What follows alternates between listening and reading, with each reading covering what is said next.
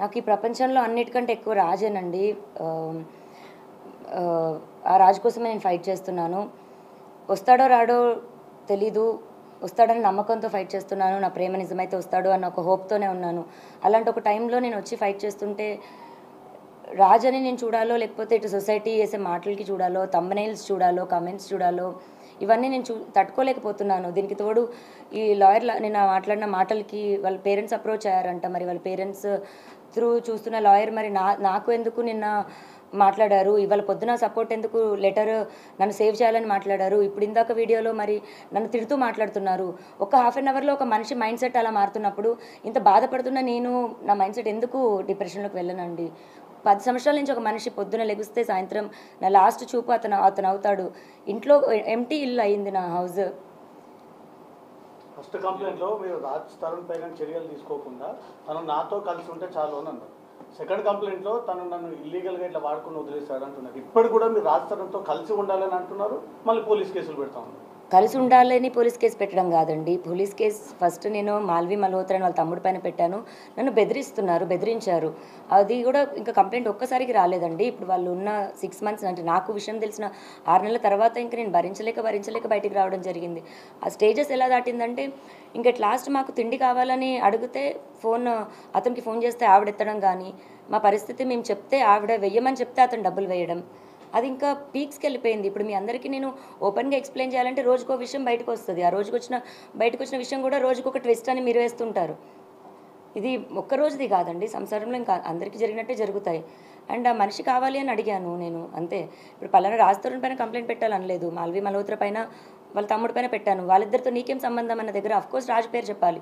అలా అక్కడ రాజ్ తరుణ్ పేరు అనేది వచ్చింది, కానీ రాజ్ తరుణ్ పైన కంప్లైంట్ పెట్టాలని నేను అనుకోలేదు. అది ఫస్ట్ కంప్లైంట్ పెట్టినప్పుడు అది రాసిచ్చాను. ఆ రాసిచ్చిన దాంట్లోని మాల్వి మల్హోత్రా చార్ట్ చూపించి రాసిచ్చాను నేను. అలాగే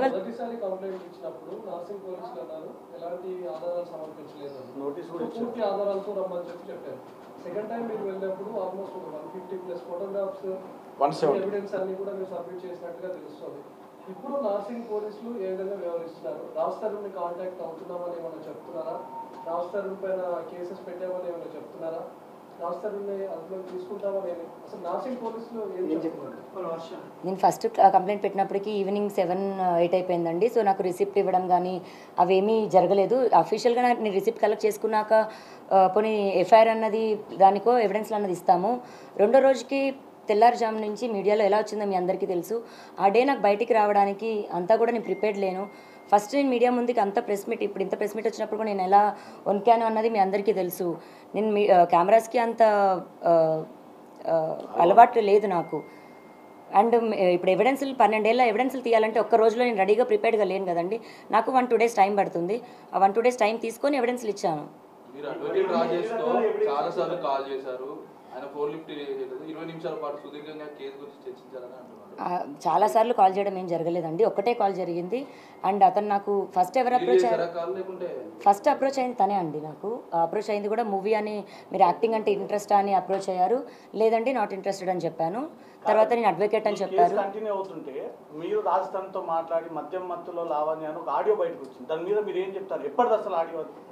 ఇప్పుడు మళ్ళీ నా పోరాటం ఒకటవుతుంటే ఈ ఒకదానిపైన ఒకటి లేదండి. అది లాస్ట్ ఇయర్ సెప్టెంబర్ దండి ఆడియో. అది లాస్ట్ ఇయర్ సెప్టెంబర్ నుంచే నేను మెంటల్గా ఇల్లని ప్రూవ్ చేయాలి అని ట్రై చేస్తున్న టైంలోని 3 రోజులు నాతో అతను చేసిన ఏదైతే బిహేవియర్ ఉందో అప్పుడు నేను ఇంకా తట్టుకోలేక బర్స్ట్ అయ్యి నేను రియాక్ట్ అయ్యి నేను అలా అతను నాకు చేసిన బిహేవియర్కి నేను తిరిగి ఇచ్చింది. ఈ బొర్ర పగిలిన ఇన్సిడెంట్ తర్వాత కాలేదు.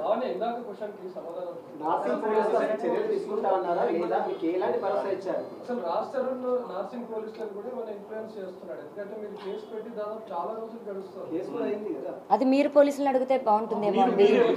నేను అడిగాను, వాళ్ళతో టచ్లో ఉన్నాను. స్టేట్మెంట్ అన్నది ఇవాళ కూడా మేము ఇవ్వాల్సి ఉంది. 3 o'clock స్టేట్మెంట్ కూడా రికార్డ్ చేస్తున్నారండి.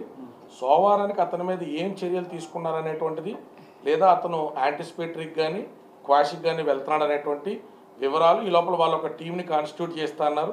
రాజ్ తరుణ్ వేరే బోర్డ్స్ అయితే ప్రస్తుతానికి వాళ్ళకి అందుబాటులో లేవనేటువంటిది మా అడ్వకేట్స్కి ఇచ్చినటువంటి వివరణ. ఆ డిఏ గాని 3 కలుస్తుంది.